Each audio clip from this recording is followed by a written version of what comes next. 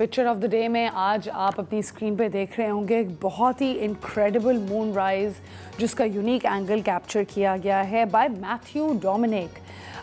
ये on board थे at ISS for about 4 months. ये तस्वीर इन्हें स्पेस से कैप्चर की है और ये मून डिसेंड कर रहा है पैसिफिक ओशन में एक बहुत ही यूनिक एंगल से। You can see the beautiful colours of orange and yellows and I think ये एक बहुत ही ऑ इंस्पायरिंग तस्वीर है। And I remember back in the day जब मैं छोटी होती थी और जब मैं इस तरह की तस्वीरें देखती थी तो मैं सोचती थी ओ माय गॉड इमेजिन जब मैं स्पेस खुद जाऊंगी और इस तरह की ऐसी तस्वीरें खींचूंगी।